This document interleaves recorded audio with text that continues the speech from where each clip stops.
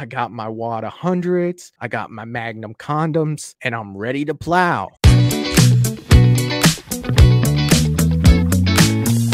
I did just start recording as well, bro. So actors who were born to play a role that they played.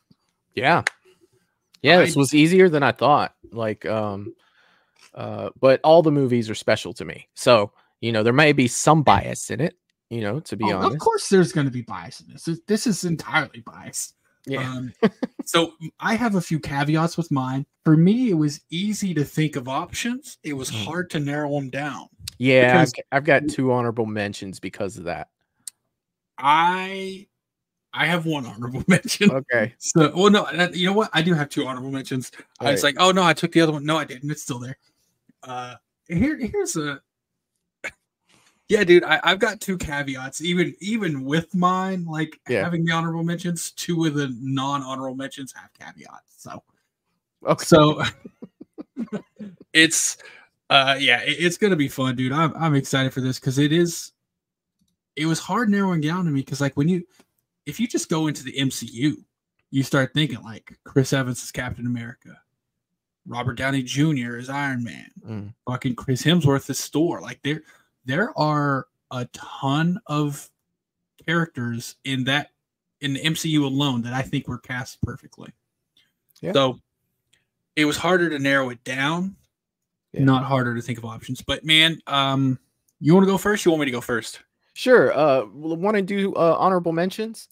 Yeah. Let's throw honorable mentions out there. All right. Which one do you want to go? You want me to go? You want to? I'll go. I'll go first Okay. this time.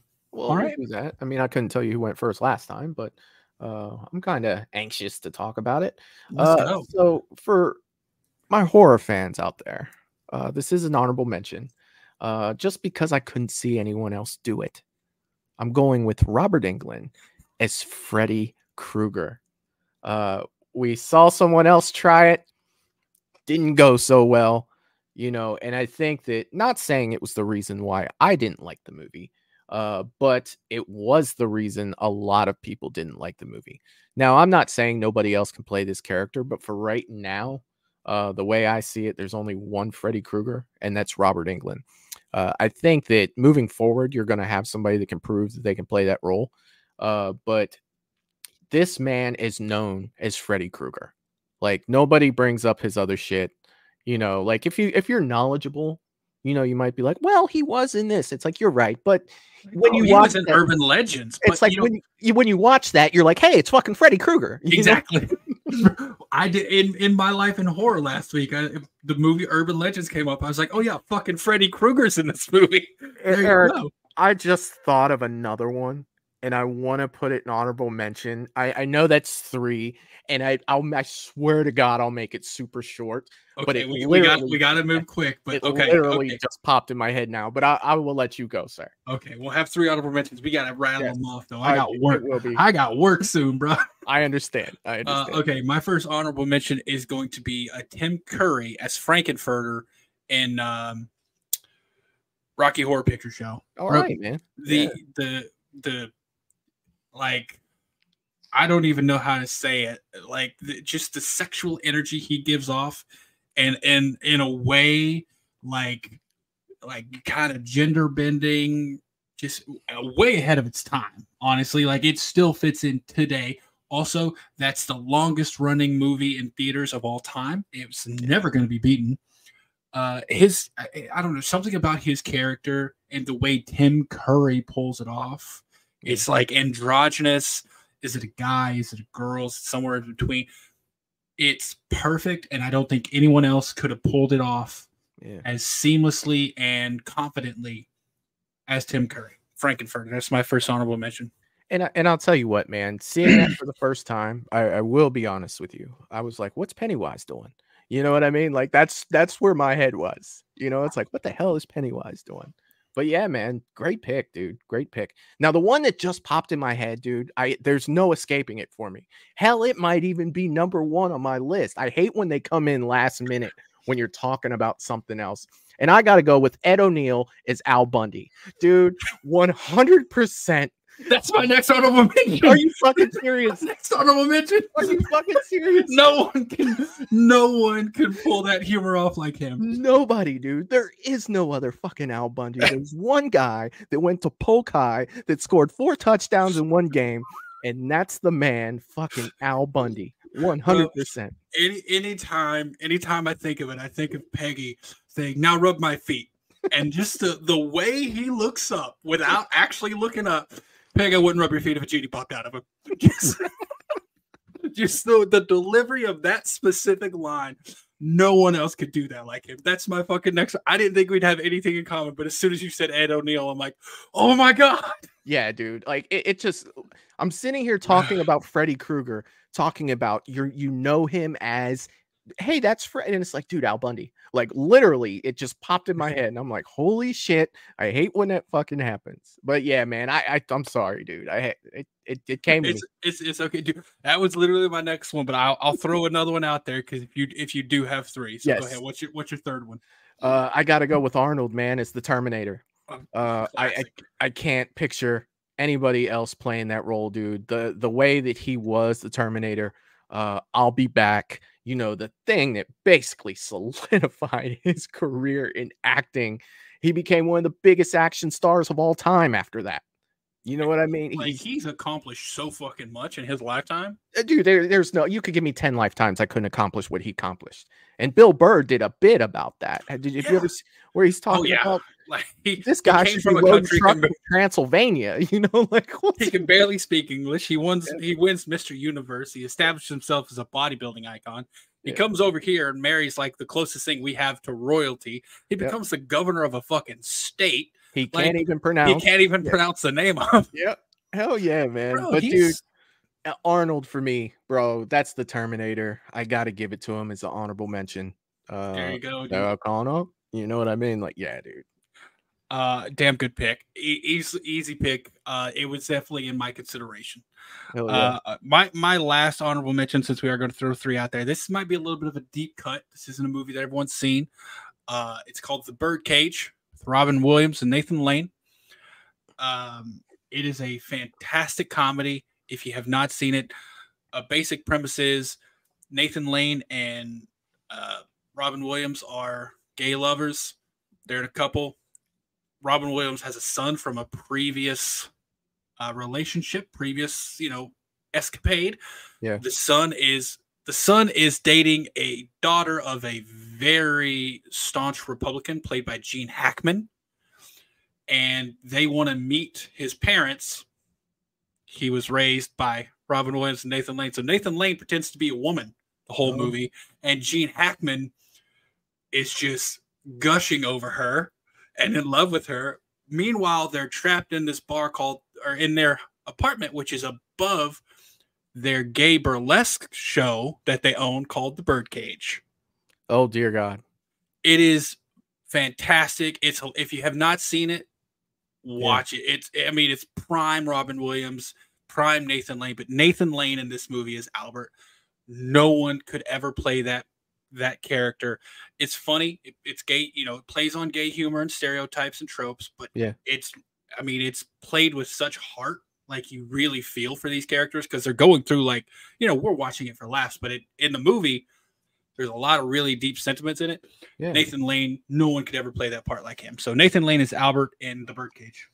Hell yeah, man. Those are some good honorable mentions, bro. Definitely check out the movie if you haven't seen it. Yeah, I haven't seen it. Yeah, I'll definitely have to check it out. Sounds familiar though, so there is a chance I may start it and be like, "Oh wait, I've seen this." So it's got Hank Azaria in it, as well as the waiter who never wears shoes, bro. Just if you haven't, check it out. It's amazing. But there you go. And so kicking off number 5. And now number 5, I put at number 5 because this is someone that we've talked about before, and I couldn't leave him off the list. We have another one in common right now. You almost have to, dude, because it's someone we've talked about as well. We talked about him. Not only did he play the role, he became the man. And I'm talking about Robert Downey Jr. as Iron Man and Tony Stark, because I believe that the quote was by one of us last time we talked about this, like, dude, Robert Downey Jr. was Tony Stark. Like literally when he was out as Robert Downey Jr., his mannerisms, the way that he talked, the way that he conducted himself was fucking Tony Stark, dude. Hell, even his beard stayed the same. You know, it was just like for that reason is why I have issues with people that are just like, well, you know, Tom Cruise could, it's like, yeah, technically, yeah, he could, but you know, you could say that about a lot of characters. Like, yeah, technically they could, but are they going to hold that candle to Robert Downey Jr. playing that role? You know, no, dude. To me, Robert Downey Jr. is Iron Man. Robert Downey Jr. is Tony Stark. And that's my number 5, man. It's a hell of a pick, and it brings up something, and this may be too early to talk about this, but it brings up something that I was actually thinking about also with the Freddy Krueger sentiment. And actually, you know what? Well, never mind. It's too early to talk about that. So okay. We'll get back to that sentiment in a little bit. For my number 5, I've got Tom Kenny as SpongeBob SquarePants. Hell yeah, man. Bro, no one can voice SpongeBob other than Tom Kenny. It will not work. It hasn't worked in the few minuscule times it's been attempted. Tom Kenny is SpongeBob SquarePants. That's all there is to say it. Like, yeah, man. Like, I really don't have anything to add to that because you say that, and I'm just like, yep. Yeah, because you say that, you're like, yeah, there are plenty of voice actors who try to imitate. Yeah. It's one of those things where you can hear it and you can be like, it sounds like SpongeBob, but I know it's not SpongeBob, you know? Yeah. Even though SpongeBob is just a voice. But even with voice actors, dude, there's a personality in their voices. And that's when you, especially like if you look online now and people are using AI to use Joe Rogan's voice to say some bullshit that isn't even true, where it's like, yeah, that's his voice. That's not him. But that's not him, you know, because it's not just the sound, it's the person and what they bring to it and their mannerisms and their pauses and their, you know, their timing. Like all that falls into play with that, man. And yeah, dude, I get it 100%. Yeah, that's my number 5. Tom Kenny is SpongeBob SquarePants. He is and will always be SpongeBob. Well done. Well done. Number 4, for me, I got to go with Harrison Ford. I only went with him. In which role? I only went with him once, but 2 names came up. I know both of them. Yeah, and I got to go with Indy for this one. Harrison Ford, Indiana Jones, and it comes down to, you know, really being that character, man. Why does it have to be snakes? Yeah, there's just so many of his sayings, his facial expressions, his reactions to things. Dude, they make that character. And he's made that character, you know, I would say by Indiana Jones and the Temple of Doom. It's like, dude, this dude's fucking Indiana Jones 100%. If you weren't sold after Raiders of the Lost Ark, but remaking that, it's just like if they were to do it, yeah, you're shaking your head no right now. No, don't. It's tough, man. So yeah, don't do it. Even this last one, I know it got a lot of hate and people really didn't like it, but I'll be honest with you. When I watched it, I had a good time, man. I just started it the other day. I got a little bit through it. Yeah. From everything I saw, and I was only a little bit through, but from everything I saw, I'm like, man, this is indie. Like it gave me that, like, yeah, not the exact same from the first time you watch Raiders or first time you watch Temple of Doom, but it gave me that feeling like, oh my God, I'm watching indie again. Like I got that feeling. And the de-aging they did in that movie was awesome. It was great. I mean, the technology's still not 100% there, but it's getting closer. It is. Like it was young Indy with old Indy voice. You know what I mean? And I'm just like, that's fucking weird. You know what I mean? But at the same time, you know, the kid in me is just sitting there holding a pillow with a smile on his face, like dun, dun, dun, dun, dun, dun, dun, dun, you know what I mean? And so yeah, for that reason, dude, Indiana Jones, number 4 for me, Harrison Ford. Got to do it. Nice. It's a damn good pick, man. Damn good pick. For now, my number 4, I have Robert Englund as Freddy Krueger.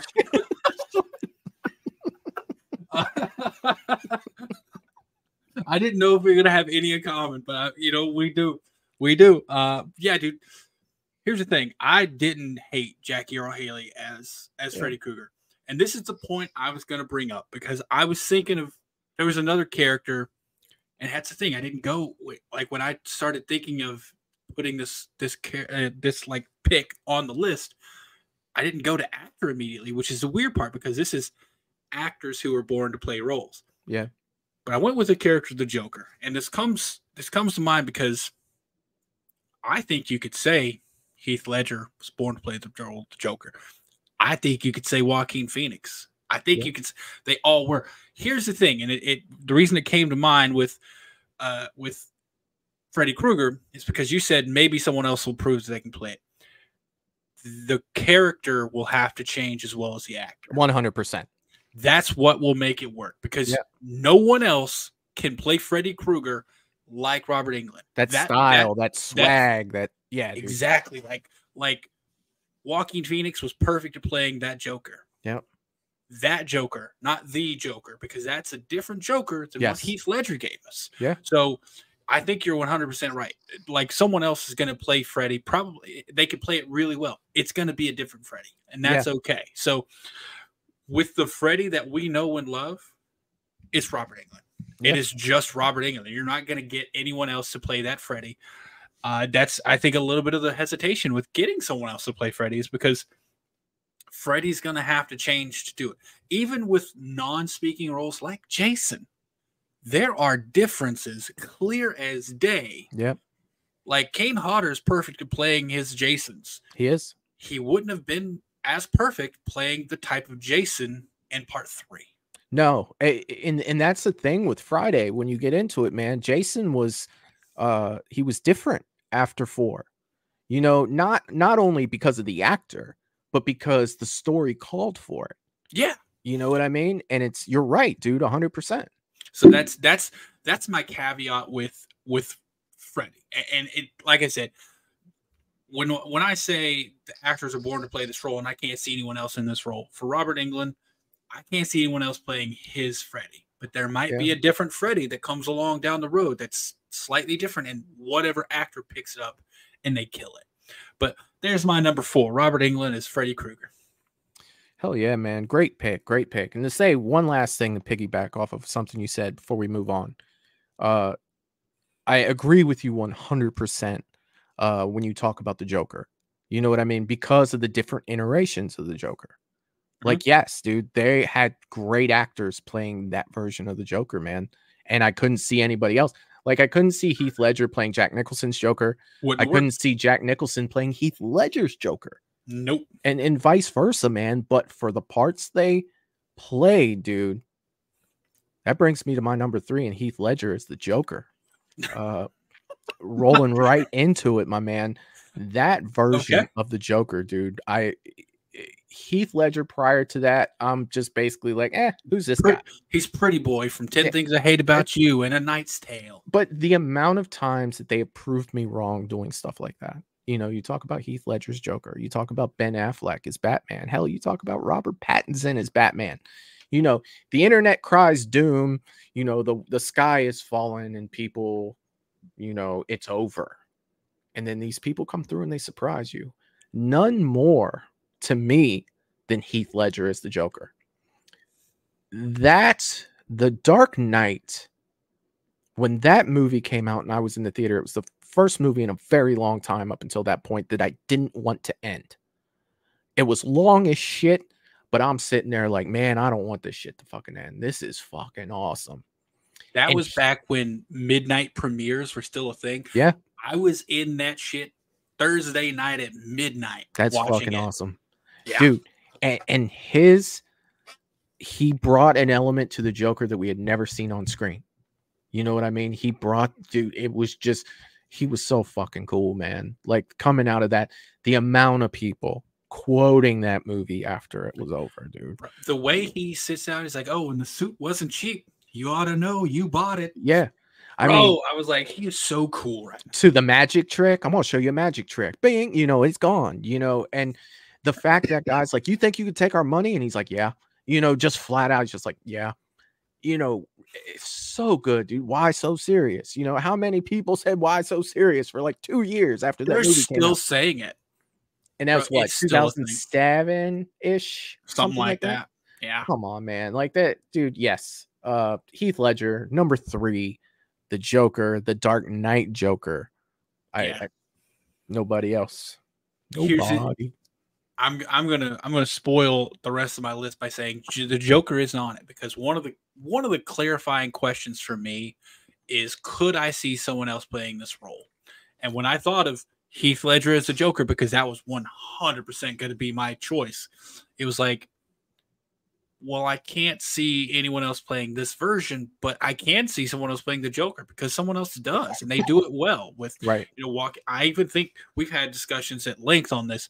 I think Jared Leto was great as his Joker. I do too. They're just different Jokers, but they are still technically the Joker. So that's why the Joker isn't going to be on my list. But it was a difficult choice. Same thing for Batman. Yeah. Like when we talk about Robert Downey Jr., right? Mm-hmm. In terms of the big screen, the only Iron Man we've seen so far.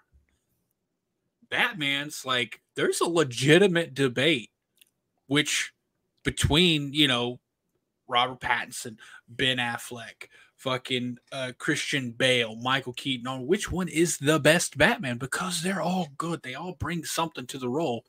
So that's why I had a hard time picking some of those characters, even though I love them.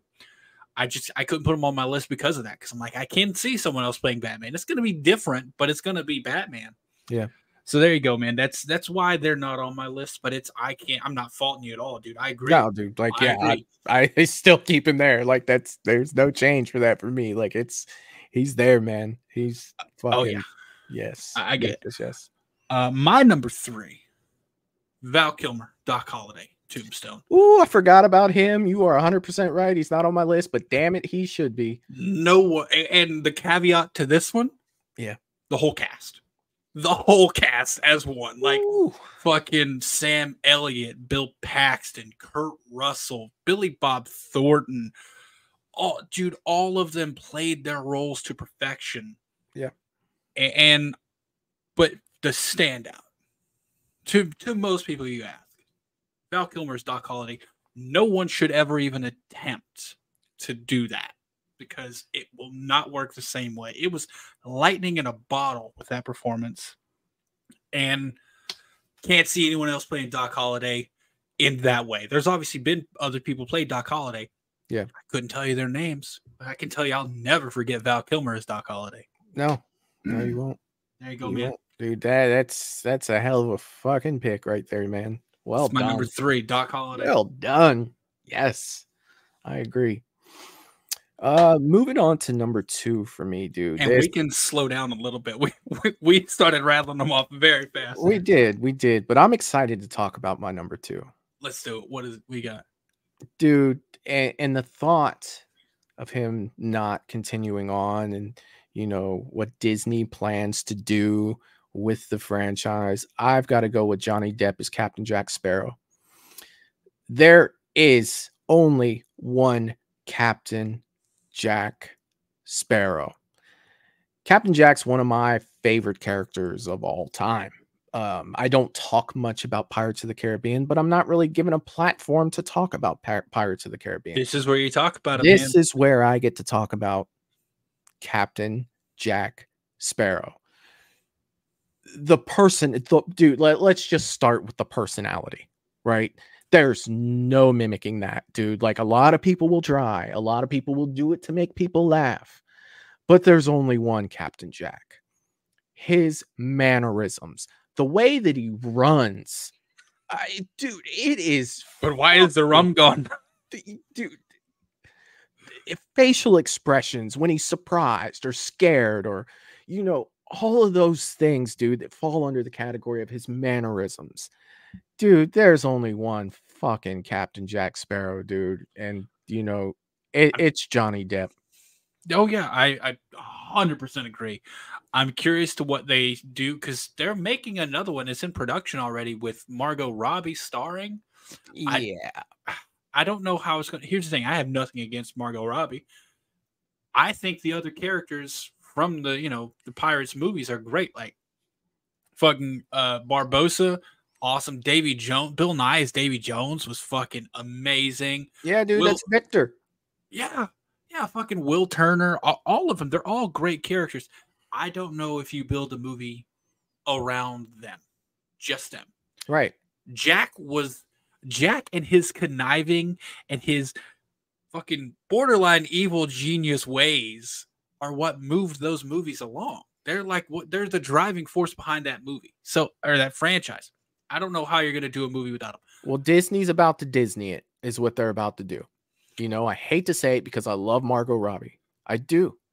But Disney's doing Disney things, you know? So my only hope all is I'm going to say about it. Like, Disney's doing Disney things. And my only hope is that, and obviously we're not getting into the politics or any of the drama associated with why he was removed. All I can say is I hope that now that things have come to a resolution in his favor, that maybe he does come back. I really don't know, and I don't want to speak too much on this, if a Captain Jack Sparrow would fit into a current Disney model. Unfortunately. I mean, yeah, it's kind of a good point, I guess. And I hate it. I hate to say it. You know, I want him back, dude. Give me another trilogy, dude, of Captain Jack.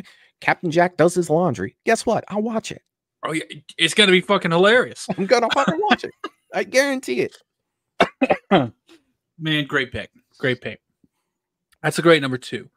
My number 2 is the biggest caveat of all because it's actually 2 characters.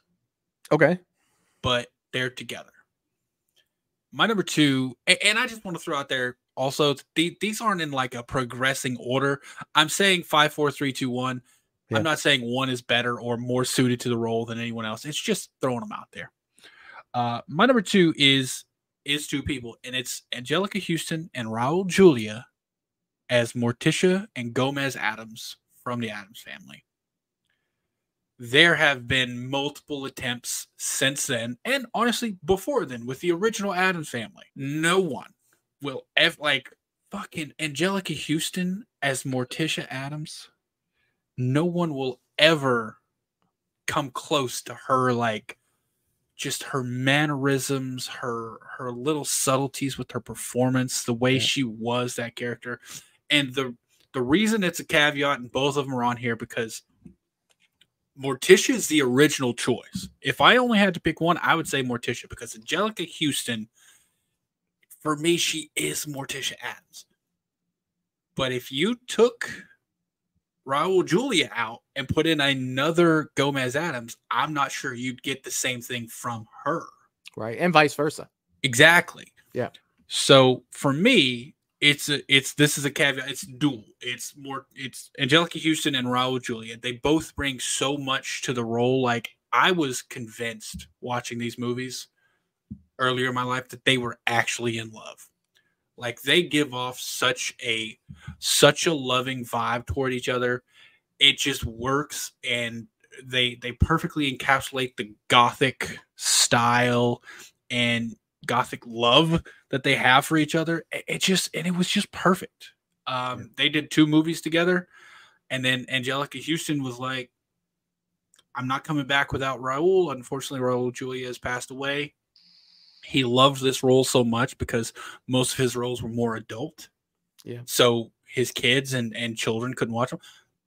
But he loved this role because kids could watch it. He could talk about it with them. And I think that adds an element to it. Loving to play the character kind of adds something, I think. Oh yeah.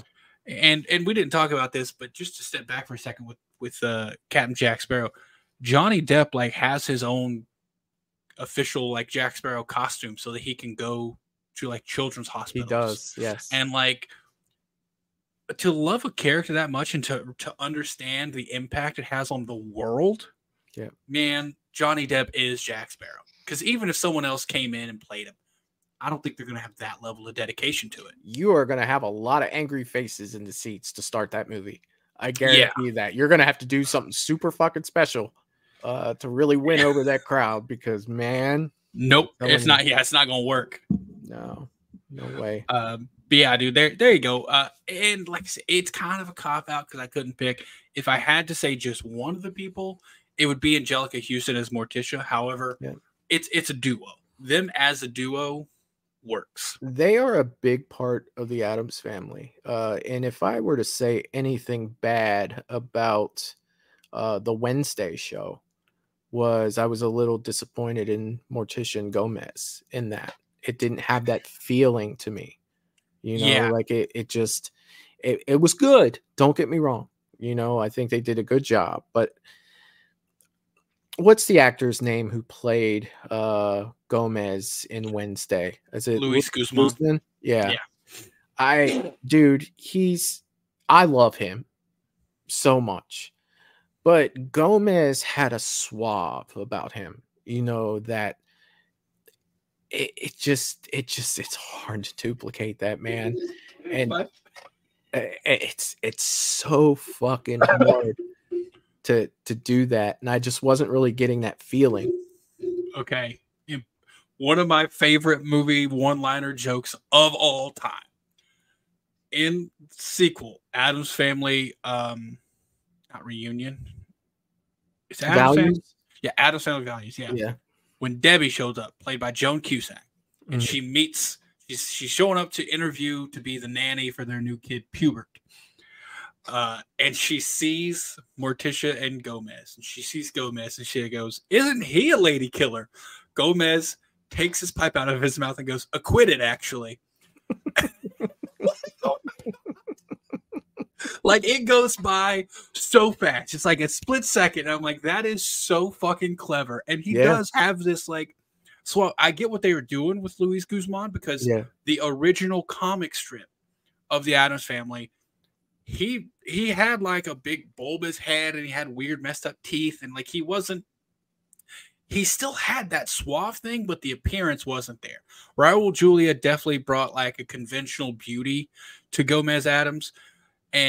But man, I don't know. Like, Luis Guzman is great as Gomez in his own way, but for me, when I think of Gomez Addams and Morticia Addams, it's Raul Julia and Angelica Houston, and it always will be. The Wednesday show was obviously more focused on Jenna Ortega as Wednesday, and she didn't do bad. It's a different Wednesday, though. Like, I really enjoyed that show. I did very much. I had fun with it. It focuses a little bit too much on like teenage love story for me, but what are you gonna do? When you said that, this one line that made me laugh, I thought we were still talking about Luis Guzman. So I'm sitting here thinking of all his lines from the movie Waiting. When you said that, because he was fucking in Waiting, dude. Like, he was the guy that explained how to play the game. You can't be like, look at my dick. No, that doesn't work. Yeah.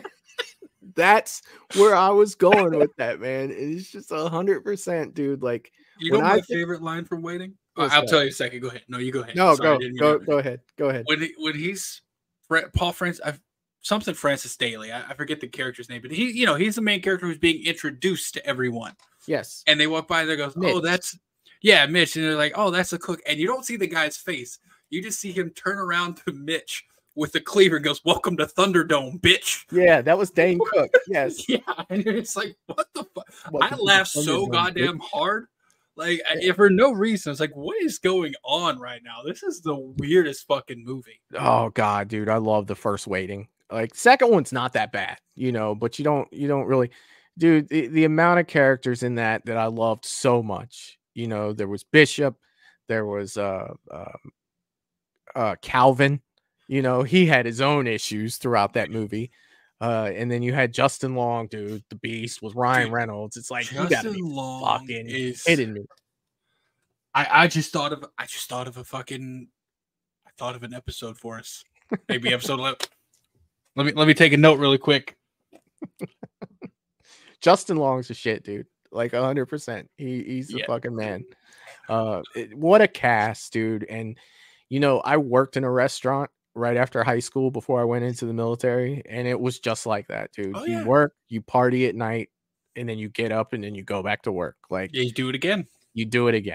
And it's just so much fucking fun. And I love that movie. Hell yeah, man. It's a good one. But there's my number 2 is Robert not Robert Englund, Angelica Houston and Raul Julia as Morticia and Gomez Adams. Yeah. We're at your number one, man. You know, it's very rare for this to happen, for a number one to be 2 weeks in a row. But I've got to go with James Earl Jones as Darth Vader.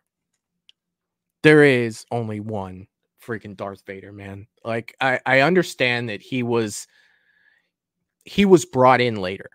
You know what I mean? Like, so David Prowse wore the suit and spoke through it when they were filming it. And when they got there, like, I don't think so. Let's bring in James Earl Something's Jones. missing. Yeah. They bring him in, dude. And there's a reason why when James Earl Jones retired, that they're like, we're going to need you to talk and record some shit for a while before you go. You know, because Vader, despite being dead in Return of the Jedi, is going nowhere. I guarantee. No. And we're still getting him now. Yeah, dude. So many things that James Earl Jones brought to life. And I can, you know, it's not a huge, you know, there's not a lot of people that like this show as much as I did. But when the Obi-Wan show came on, you know, and they did that, and Hayden Christensen and Ian McGregor came back, you know, to play their roles. And he has that fight with Vader. And he's, you know, Vader's got his mask halfway cut off. Like a half of it, left half is gone. And he's sitting there and he's like, Anakin, I'm sorry for all of it. You know, and you have that perfect mix of Hayden Christensen's voice and James Earl Jones, where he's like, I am not your failure, Obi-Wan. But when he says Obi-Wan, that James Earl Jones kicks in, that Obi-Wan. You know, like I know what you're getting at. Just like, holy shit. You know what I mean? And you didn't kill Anakin Skywalker. I did.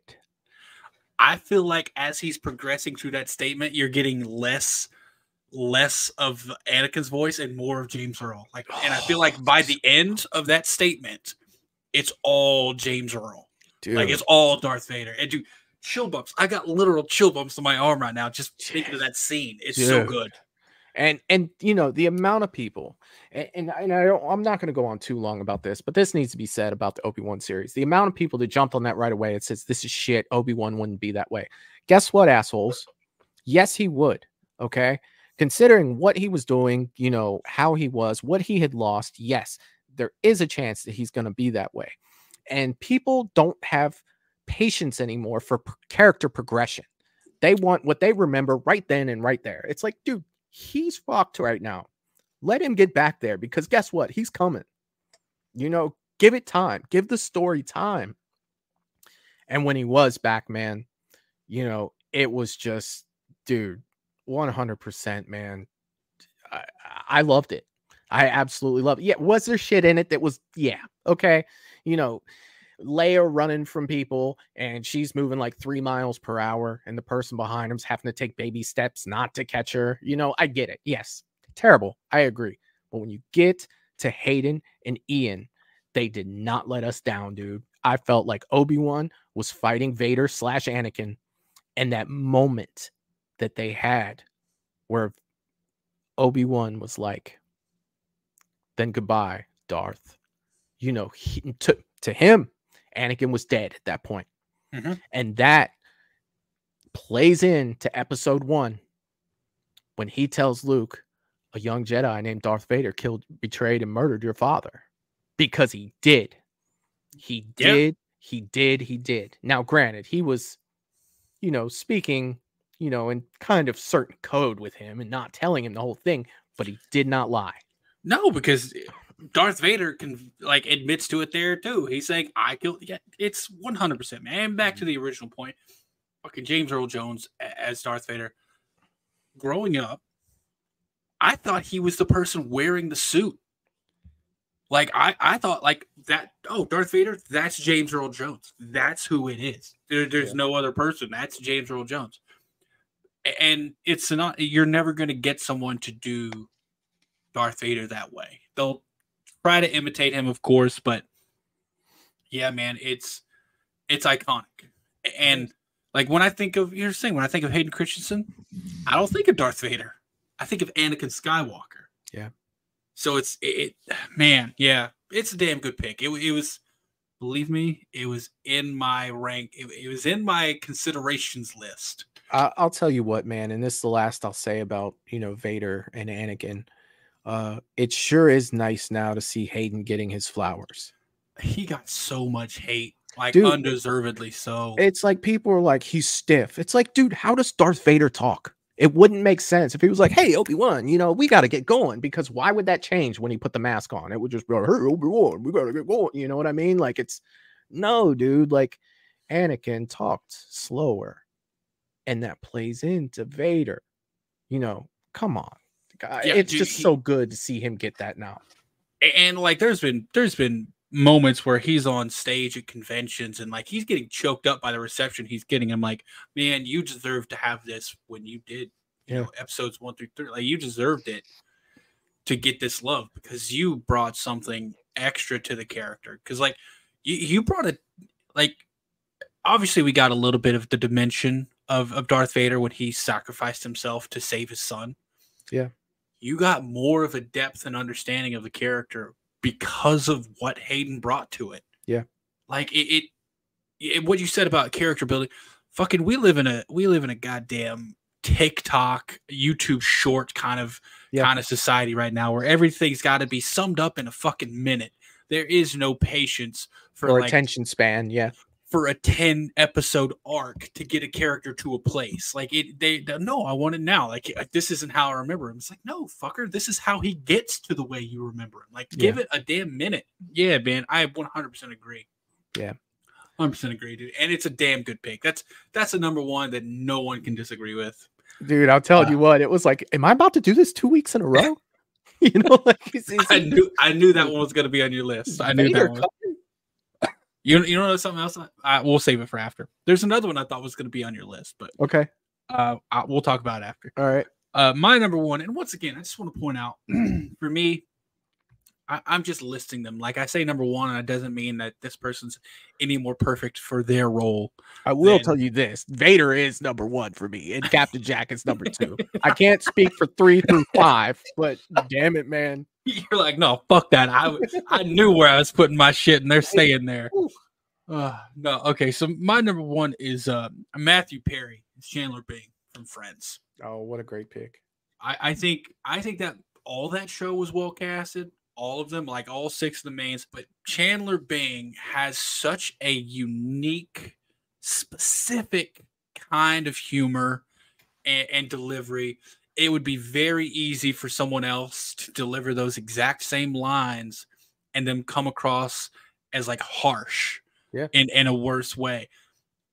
Matthew Perry just so perfectly delivered these lines and with such a personality that even though he's saying something at some points like really rude, you can't help but laugh because you know he's doing it. Like, he brings this like jovialness to the way he's doing it. And I just like, there's so many good things about his performance, and he's my favorite character from the show. I think he's the best person on the show. And there's, of course, there's so many jokes like fucking. There's one where Ross was on the phone talking to someone at the museum, and he's like, no, Australopithecus was never fully erect. Or, no, Homo habilis. I forget the exact fucking quote, but he's basically saying, like, oh, Australopithecus was never fully erect. Homo habilis was fully erect. And then fucking Chandler goes, well, maybe he was nervous. He's like, in the middle of eating Chinese food. Australopithecus was never fully erect. Well, maybe he was nervous. Dude, the one I think with Chandler Bing is where Joey gets him that bracelet and he goes, we're bracelet buddies. And they're holding them both out. And he turns around and he goes, oh my God, that's what they're going to call us. He's so good, dude. Just his timing and the way he delivered it. And it's the sarcasm.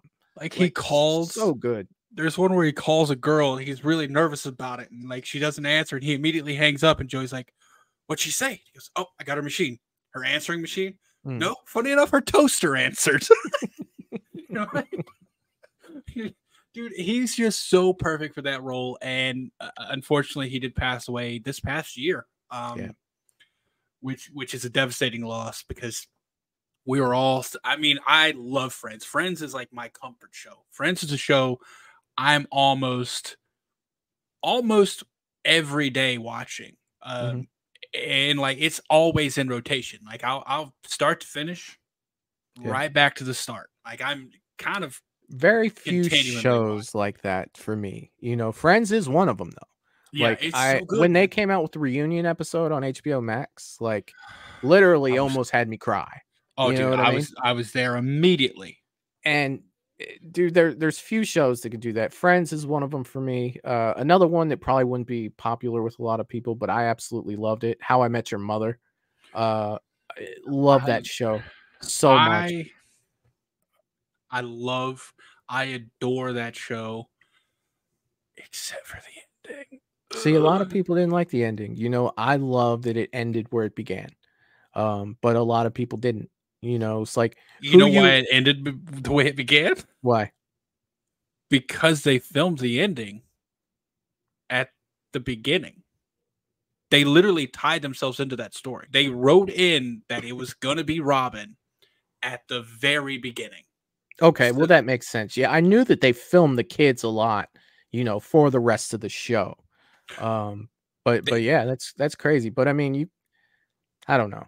I was a fan of that. The other one that I can do that with is It's Always Sunny in Philadelphia. I can just watch that on repeat, a loop. I've tried. Oh my god, dude! And it's so cringy. That's the point. Like, but it doesn't change that I cringe at it. Fucking Frank, dude. Like, I got my Wad 100s, I got my Magnum condoms, and I'm ready to plow. Dude, there's just shit in that it's just I got my enormous condoms for my Magnum dong. Yeah, dude. He's always got a Magnum. Like, he lets people see it when he opens. Yeah, he opens his wallet and a Magnum's always popping out so people can see it when he opens his wallet. Like, Frank, you're tying 3/4 of that in a knot at the end of it. Like, let's not lie here. Dude, that show.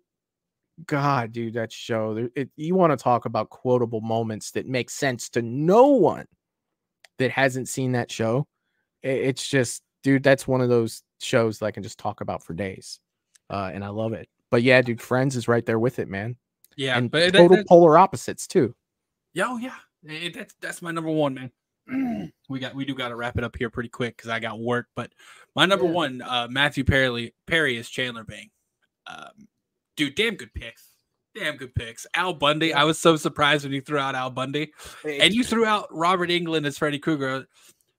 I thought you were gonna say Kane Hodder as Jason.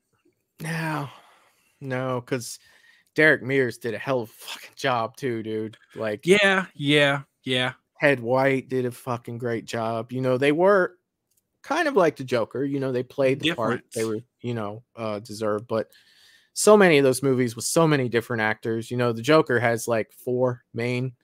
Friday the 13th. It had Steve Dash. It had Brooker. It had Ted White. It had Morga. It had CJ. It had Kane, and it had Derek Mears. So Warrington Gillette. Well, no, Warrington Gillette was just a face.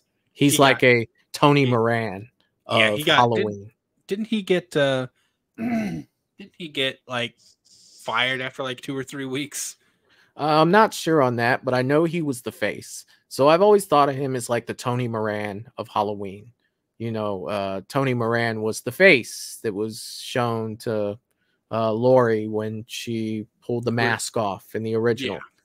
But if somebody was like, hey, you want to meet Michael Myers from the original Halloween? And I'm like, fuck yeah. And they bring me to Tony Moran, I'm going to be pissed. Well, here's, from what I understand, Warrington Gillette was actually hired to play Jason the whole movie. But it seems that he over boasted his his stunt abilities and couldn't handle it, so he was let go and they brought someone else in. But anyway, I thought you were gonna have Kane, but damn good picks, man. Damn good picks. We went through a lot really fast. I apologize for anyone listening. I've got to work, and we're recording this a little later than normal. It's so good. That's my work alarm that just went off. Hell yeah, man. We'll have to jump off here, but yeah, man, we could we'll definitely discuss what we're going to be doing for episode 11, because episode 10 we've already discussed it.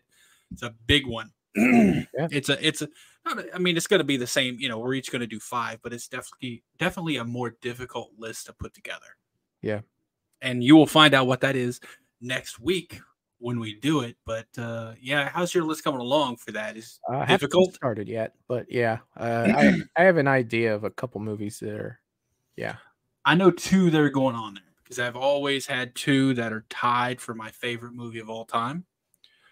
So I know 2 that are going to be discussed. That's a hard ask. It's a difficult list. Well, you kind of, yeah. I won't say anything, but yeah. Yeah, but. So we're gonna wrap it up here. Thank you so much if you're listening. Excuse me. Thank you so much if you're listening and you got all the way to the end. Really do appreciate it. This has been Silver Screen Banter with Eric and Michael, and we'll see you next week. Peace.